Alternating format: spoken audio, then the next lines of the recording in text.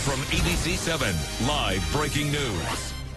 Good evening. Thanks for joining us. I'm Larry Beal. And I'm Ahmed Dates. Let's get to that breaking news. Body camera footage has just been released from an incident last week in which a man died as Alameda police were trying to arrest him. And after seeing the video, the family of Mario Gonzalez now says police murdered Gonzalez. A warning, this video is hard to watch. I think you just had too much to drink today, that's all.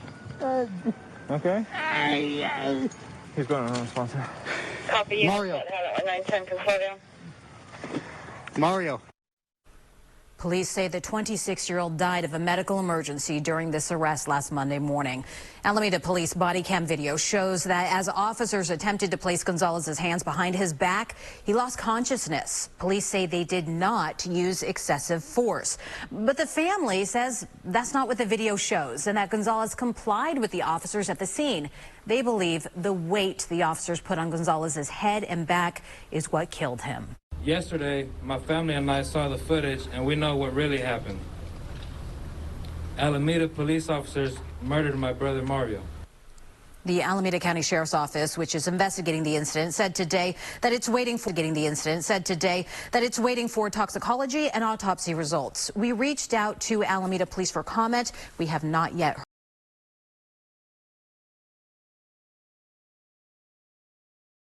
Building a better Bay Area for a safe and secure future. This is ABC 7 News. Now at 6, one step closer to vaccinating children. The promising new results from Pfizer. Just one day away from expanding vaccine eligibility, but are counties ready for that rush? And record-breaking heat across the Bay Area. Mike is tracking our spring warm-up. Good morning to you on this Wednesday, March 31st. So let's check in with meteorologist Mike Nico. How hot's going to get? Have that coming up. Kamasi? All right. Thank you, Mike. There is encouraging news this morning in the fight against COVID-19. Pfizer just announced that its vaccine is 100% effective in kids ages 12 to 15. Jobina's at the live desk with what we're learning. Jobina? Thank you, Kamasi. Pfizer is the first vaccine to show data from a trial involving children, and it's a promising first step toward vaccinating younger Americans. The news comes from the results of a Pfizer trial that enrolled around 2,200 children ages 12 to 15. Some participants received a placebo. Others got the vaccine. Several with the placebo developed COVID-19, but none of the vaccinated children became infected.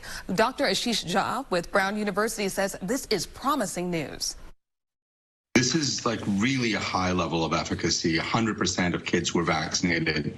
No side effects that we're seeing so far. So we've got to have the FDA do the full evaluation, but I think this is terrific. So what's next here? Pfizer says in the coming weeks it will ask the FDA to update vaccine authorization to include children 12 and older. And many are seeing this as a good turning point as schools prepare for a greater return to in-person learning in the fall. Reggie. That is great news. Jobina, thank you. Speaking of vaccines, availability is growing in the East Bay. Contra Costa County is now the first county in California where anyone 16 and up is eligible to get a vaccine. This comes as the county opened up a new drive-through vaccination site at Six Flags Hurricane Harbor Water Park in Concord. Once the site is running at full speed, it'll be able to give shots to 15,000 people a week. But even before this, the county says there were thousands of available appointments for this week. Because we have unfilled appointment slots, we want to get shots in arms as quick as possible. We don't want these variants to outrun us. So the county is making it available now for those 16 and over, basically no restrictions to get vaccinated. Currently, about 25% of Contra Costa County's adults are fully vaccinated. All right, and starting tomorrow, anyone above the age of 50 now eligible for the COVID-19 vaccine in California. Supply is a huge concern for counties ahead of what is expected to be a large turnout. ABC 7 News reporter Matt Boone live at a new vaccine clinic in Concord this morning. Hi, Matt. Good morning, Reggie. Yeah, this vaccine site is going to be key in the implementation of this expansion, although Contra Costa County has already had eligibility for 50 and over for a couple weeks now. So the expansion into 16 for this area is going to, create more demand out here.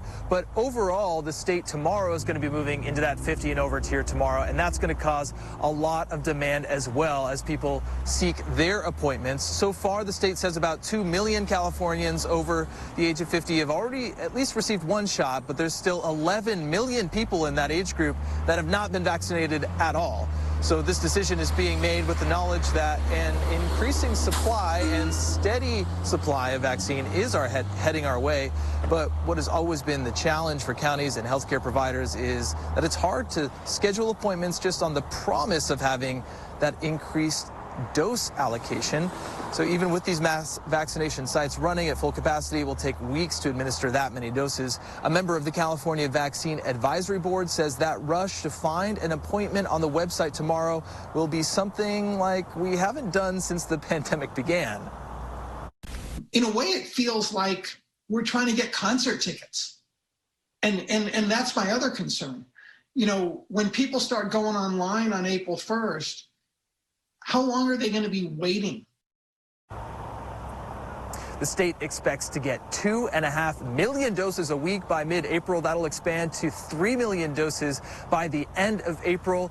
And if you are eligible or about to be eligible for 50 and older tomorrow, you can go to the state's myturn.com website and start signing up now to be notified when you do become eligible. Reporting live this morning in Concord, Matt Boone, ABC 7 News. All right, thank you, Matt. Happening today, about 500 farm workers in Santa Clara County are set to receive their second dose of COVID-19 vaccine. It's been a month since they got their first vaccination at Monterey Mushrooms Farm in Morgan Hill. Many of them are employed by Monterey Mushrooms or other farms that are nearby. Organizers say it's fitting that they get their second vaccine on Cesar Chavez Day. Today, First Lady Jill Biden will be in Central California. She is meeting with farm workers in Kern County. The First Lady will tour a vaccination clinic at the 40 Acres. That's the former headquarters of the United Farm Workers Union, founded by civil rights leader Cesar Chavez. Governor Newsom and first partner Jennifer Siebel Newsom will join Dr. Biden. Organizers picked today for their fourth vaccine clinic at the 40 Acres in honor of Chavez's birthday. Businesses in Alameda County are reopening in the less restrictive orange tier today. We found out that Alameda and Santa Cruz counties moved from red to orange yesterday. Marin, San Francisco, San Mateo, and Santa Clara counties are also orange. Now, the orange tier means that indoor gym capacity can go from 10 to 25%. Restaurants, movie theaters, and churches can increase capacity to 50%, and bars can reopen outdoors without food. Now, Napa County was not able to leave the red tier because of a rise in cases last week. County officials say there was an outbreak at the Veterans Home of California in Yountville, and they believe up to 25 people may have been affected at that facility. But that means Napa County couldn't move into the orange tier this week. Now, right now, it's not clear when Napa County will be finally moving into the orange tier. It could be next week, given the number of vaccinations that are currently underway. And you can see where your county stands in the reopening process anytime on our website. This map shows you what's open and what's closed in each tier, and you can find it at abc7news.com. This morning, we're expecting more dramatic testimony in the trial of the former police officer charged with George Floyd's death. An off-duty Minneapolis firefighter who says she was stopped from trying to save Floyd's life is going to be back on the stand. Jabina, this is the third day of this testimony in the trial. Yes, Reggie, and the first 2 days were emotional and at times very hard to watch.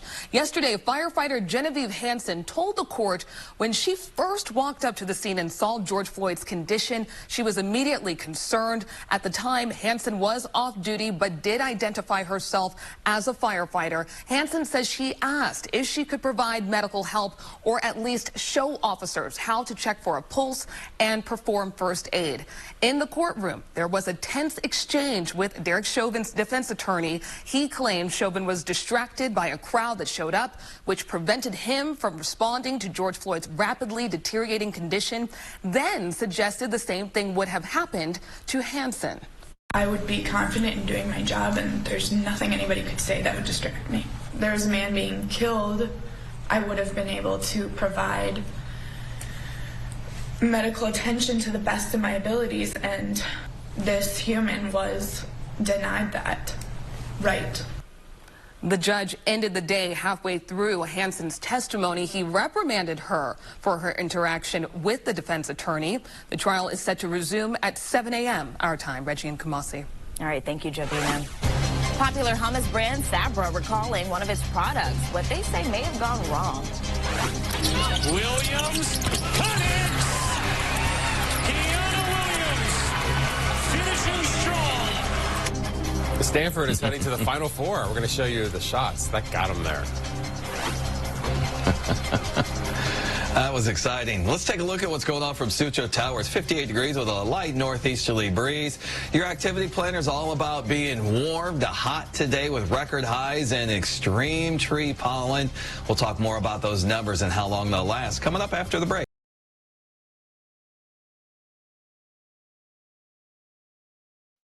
Building a better Bay Area for a safe and secure future.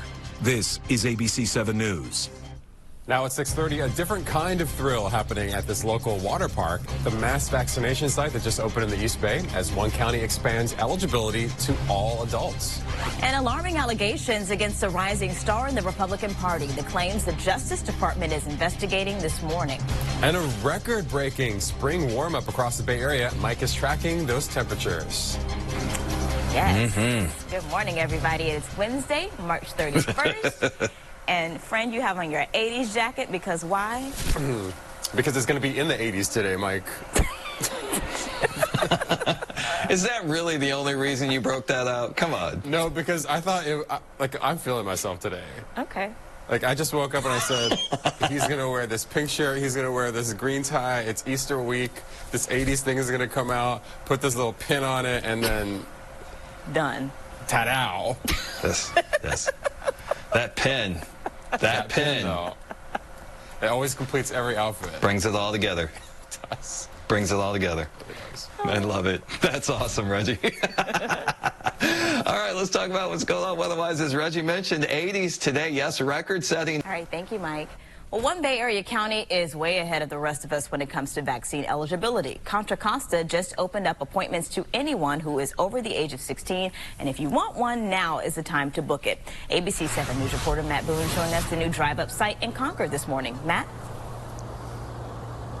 Good morning, Kamasi. Yeah, this actually opened yesterday, and they are still taking appointments, adding capacity here in Contra Costa County as they expand into eligibility for those 16 and over. So big day out here. Now, this drive-through site, when it's fully operational, could have 15,000 doses a week. Contra Costa County health officials say they decided to get rid of the tiered system and allow access to all adults because they were getting to the point where they had more vaccines than appointment signups. Last week, the county received 84,000 doses, up 30,000 from the week before. Part of that has to do with the fact that the county has been getting doses from the federal government as well for 11 federal health clinics in the area. Still, Supervisor John Joyce says they now expect a rush and that the sign-up system could be backed up, but they recommend trying as soon as possible. The faster you sign up, the faster you will get an appointment. So someone who's 16 who signs up today will most likely get an appointment faster than someone who's 16 that signs up next week. One important thing to note about Contra Costa residents is these appointments must be made through the county's website or their vaccine phone line. They can't be made through the state's My Turn website yet, but officials say once you input all your information and you can't immediately schedule an appointment, you should hear back with availability within the next few days. Also, the county says within the next few days they plan on creating some walk-up availability at a few of their vaccine sites, one in Richmond and one in Bay Point, and possibly more in the coming weeks. Reporting live this morning in Concord, Matt Boone, ABC 7 News. Matt, thank you. And starting tomorrow, the state is going to open up vaccines to anyone 50 and older, so it could be even trickier to get an appointment. For this week, we received 32,000 doses that can be used for first appointments. We have put those up. Most of those have been taken already. Many people are only exploring the county-run vaccination sites, creating a bottleneck of sorts. But there are some other options. Retail pharmacies like Walgreens, CVS, and Safeway get their allocation directly from the federal government. Those appointments can be found on their websites. You'll need to create a profile in order to see what's available. Wherever you can get the vaccine, just get it, is my advice, and not to really put all of your eggs in one basket, because there are multiple streams of getting the vaccine into the arms of Californians. Dr. Peter Chin Hong from UCSF School of Medicine says while the rollout has been far from ideal, more vaccine is on the way, which is of course critical as cases creep up. In the South Bay, San Jose city leaders have voted to keep restaurants operating outdoors through the end of the year. The city's alfresco dining program was set to expire after today. This dining program has allowed permitted businesses to operate in specific outdoor spaces since April of last year. Some restaurants say without the outdoor option, they would have gone out of business last summer. It really gave us the lifeboat that we needed in a time when we were just looking at, 6 months, a year of no revenue at all, which in the world of paying rent on time and keeping your payroll going, that's really not a good forecast. Council members voted unanimously to extend the alfresco initiative through December. Graduations are just around the corner, and the state has now released new guidelines for in-person ceremonies. Some of the rules include contactless options for students receiving their awards and diplomas, and at least 2 hours have to pass between multiple ceremonies to help prevent mixing across groups. Also, social distancing measures like 6 feet between students while they're seated or standing in line to walk across that stage. And here's the tough one: rules against handshaking, hugging, and cap throwing. New developments: 2 U.S. Capitol police officers are suing former President Trump over the January 6th insurrection. The officers say Trump should be held responsible for inciting the crowd. The lawsuit claims one of the officers was crushed against the doors of the Capitol and sprayed with chemicals. The other slammed against a stone column and now suffers from depression. Each officer seeking at least $75,000 in damages. New this morning, a rising star in the Republican Party is facing alarming allegations this morning. Florida Congressman Matt Gaetz is accused of having an inappropriate relationship with a teenager. And Jobina, these allegations just came out overnight, and the congressman is already denying them. Yes, Kumasi, the congressman is saying that this is all a part of an extortion plot. ABC News has confirmed the Justice Department is investigating claims that Congressman Gaetz had a sexual relationship with a 17-year-old girl. It's also looking into whether he violated federal sex trafficking laws by paying for her to travel with him. The investigation was first reported in the New York Times. Sources told the newspaper the probe was opened in the final months of the Trump administration and is part of a larger sex trafficking probe into a political ally of his. Gaetz says he's being targeted by a former Justice Department official.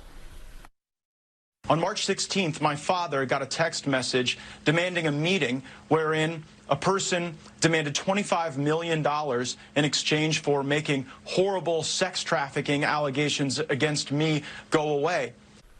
The former Justice Department official denied the extortion claim. Gaetz has not been charged with any crimes. Back to you.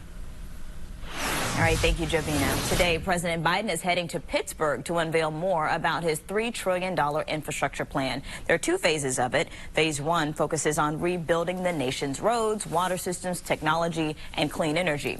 Then Phase 2 is about human infrastructure, things like paid leave, universal pre-K, and tuition-free community colleges. To pay for all of this, Biden would raise corporate taxes, but this will be hard to pass. Republicans have already voiced opposition, saying that this is a liberal grab bag, and moderates have said it's too expensive. Other people say it doesn't go far enough. Another U.S. state close to legalizing recreational marijuana. We're going to tell you which one. And let's take a live look right now at the big board at the New York Stock Exchange, up right now by about 80 points. Another update next. But first, a look at that hot forecast from Mike Nico. Hey, Mike. Good morning, Reggie Kamasi. Hi, everybody. Yeah, we'll split up. Let's get over to Jobina and talk more about that commute. Hi, Jobina. Hi, Mike. Thank you. Good morning, everyone. So we are beginning here with a live look at the Bay Bridge Toll Plaza. Metering lights came on at 6:04, so a little earlier than usual. We're seeing that time just creep up and up and up, but it's not looking too bad. It was packed earlier, and you have a pretty smooth ride across the bridge, bringing you a live picture now, showing you Walnut Creek and 680 here. Southbound traffic is moving at the limit, but you will hit some slow patches here and there. We also have a slow patch from a recovering issue in San Lorenzo. We had a crash on southbound 880 before Hesperian Boulevard. I'm giving you the thumbs up because it is clear, but it's still a little slow. And then also here, just a commuter update for BART. We have an equipment problem that was recovering, so we have a 10-minute delay on the Antioch line that will impact traffic in the Antioch direction.